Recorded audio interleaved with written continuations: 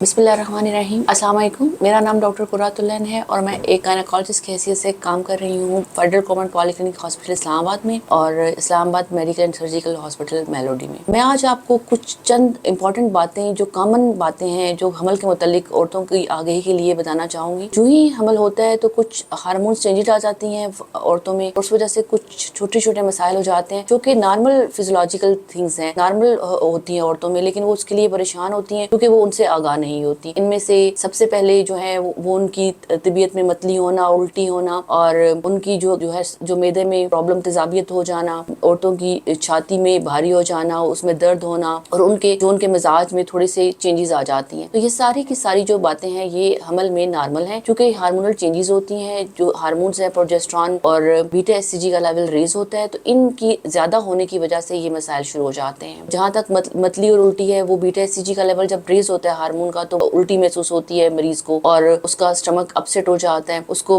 कभी कभी तो उल्टी वो करता भी है और कभी उसको महसूस होती है। उसको मुख्तलिफ क्रेविंग होती है फूड्स की, कुछ उसका दिल चाहता है वो खास किस्म के खा सके फूड, कुछ वो नहीं खा सकता। उसके टेस्ट की स्मेल थोड़ी सी ज्यादा हो जाती है, उसको स्मेल ज्यादा महसूस हो जाती है और मैदे में उनके जो है तेजाबियत हो जाती है, क्योंकि जो मैदा है वो एम्प्टी नहीं जल्दी होता आपका स्टमक। इसके वजह से कॉन्स्टिपेशन हो जाती है, आपकी जो कब्ज हो जाती है, जो होती है आपकी जो आंतें हैं वो स्लो काम करती हैं। रिफ्लक्स होता है, जो खाना खाया था वार पर वापस आ रहा होता है, क्योंकि जो आपका जो होता है ना स्टमक, मैदा और उसका इसोफेगस, इसके दरमियान वाल्व होता है, उसका फंक्शन थोड़ा डिस्टर्ब हो जाता है। तो ये मसाइल हो जाते हैं। तो इनके लिए करना क्या होता है, इसमें ये आ जाता है कि फ्रीक्वेंट स्मॉल मील्स वो ले, थोड़े थोड़े वक्फे के बाद खाना खाए, भूखी ना रहे और खाना खाने के बाद फौरन लेटे नहीं, थोड़ी सी वॉक करें और इंक्रीज अपना वाटर इनटेक ज्यादा करे, फाइबर वाली डाइट लें, तली हुई स्पाइसी चीजों से परहेज करें और इस तरह उसकी थोड़ी सी लाइफ मॉडिफिकेशन से बहुत सी बातों से वो बच सकती है। हाँ, अगर किसी औरत को बहुत ज्यादा प्रॉब्लम है और वो कुछ भी खा ना सके तो उसको चाहिए कि वो डॉक्टर से रुजू करे। और अगर आपकी कॉन्स्टिपेशन भी रिलीव नहीं हो रही, तो आपको कब्ज ज्यादा है, तो आपको कभी